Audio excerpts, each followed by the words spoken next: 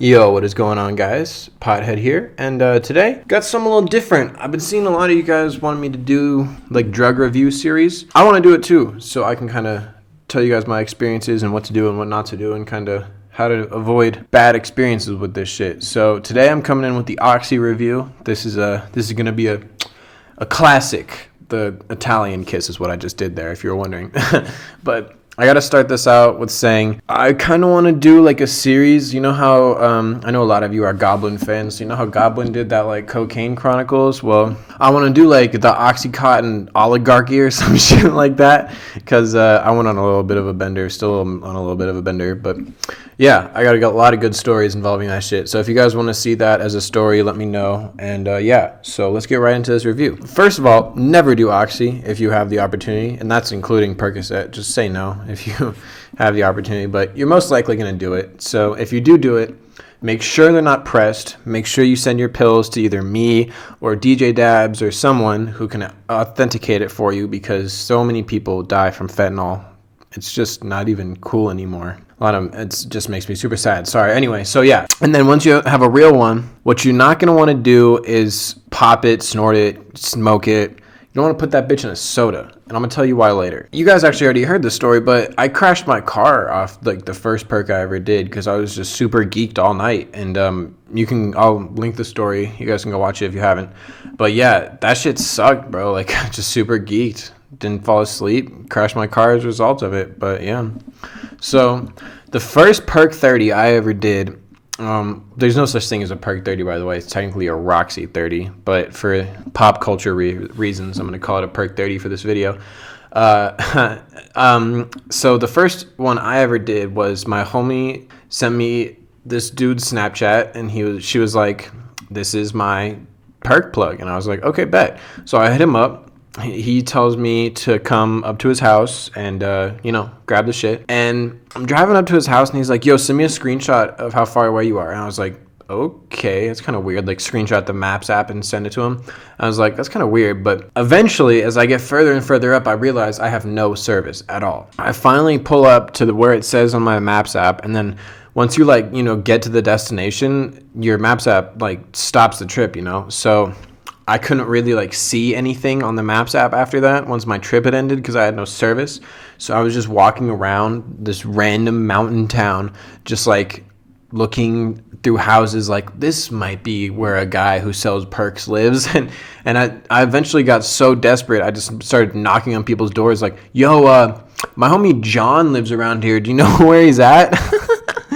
I'm just going to go ahead and say this guy's name. His name was John because he's dead now, so I don't really see a reason not to. Rest in peace to him. I really wish he wasn't dead now, but yeah. So he finally comes and finds me. I'm just walking around his neighborhood, which is all dirt road, just I'm going to see if I can find a picture of a neighborhood that kind of looks like this, because I can't really explain too well. Put it on the screen here. But he finds me. And he's super mad that I couldn't find his house. He was a really moody guy when didn't do everything to his bidding. But so he gets into my car. He throws me this bag. I think I got 3 Xans and a 30.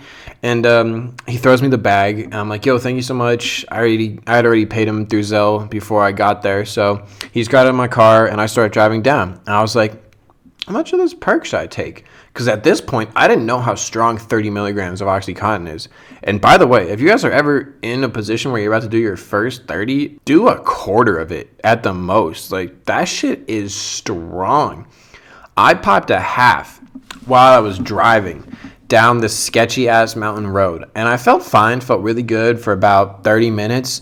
And then after the first 30 minutes, I got that kind of feeling in the back of my eyes where things were happening, but I couldn't really process them as fast as they were happening, and everything was just kind of slowing down, and I was just about to nod out, that feeling. And I was like, okay, so this is no good, because I had already had experience with opiates before because I used to drink a lot of lean and stuff, so I knew the feeling.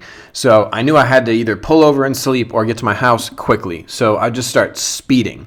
bad idea. Don't do this. Don't ever. This is why I'm telling you guys these stories, so you cannot do what I do. So I just start speeding down this mountain road, passing everybody, trying to get to my house as quickly as possible. I get home, thankfully, luckily, get home, kick off my shoes, park my car in the opposite order, and then I sit down on the couch and I start just like, I sit there for about 30 minutes. I'm just like, what the fuck am I doing? Like, what should I do? Like, time was just going by so fast, but it felt like it was going by so slow. I was just like, I'll just watch some TV. I just turned on my TV, and I had been watching That 70's Show on Netflix the night before, so that shit just started playing like off the rip. I was like, all right, I'm with this. So I just kind of sat on my couch and watched That 70's Show, and I dead ass watched that shit. I probably got home at like 5:30 p.m. I probably watched that shit until about 10 p.m. And then I like looked up and I was like, no fucking way, it's nighttime out. Like the sun had set and everything. And I just kind of melted into the couch and just kind of just let the oxy take over me. But after that, I got the munchies. And opiate munchies are way different than fucking weed munchies, because you just want stuff that like stimulates your taste buds. So you just want like super sour or like super spicy or super sweet stuff. So I was just going around my kitchen eating bullshit, bro. Like honey, oh yeah, I'll eat some honey. Oh, just jam off a spoon? Yeah, I'll eat some jam off a spoon. Like, weird ass shit, bro. Like, just drinking lemon juice. Like, oh my God. I wish I could still get that high. But anyways, by the way, you are going to be itching like a motherfucker for the whole high. It kind of sucks, but you kind of learn to love it. But yeah, just letting you know. And that night, I couldn't fall asleep until like 3 a.m. because I was just so high, just itching and scratching, tossing and turning in bed. Because what happens is you get to this point where you're like so high on oxy that you just get super anxious, and it makes you like weed paranoid almost. That's like the best like comparison I could think about it. So you're just like laying in bed, just like, oh God, what if I don't wake up tomorrow? Like that type of shit. But yeah, so eventually I fall asleep at like 3, and yeah. I definitely did some more the next day, and that's how I got addicted to oxy pretty much, is through that one experience. But yeah, really hope you guys don't do them. And if you are going to do them, please do not sniff them or smoke them. Put them in a soda and drink it like some lean. That is the best way to keep yourself from doing too much, because literally as soon as I sniffed one, over with.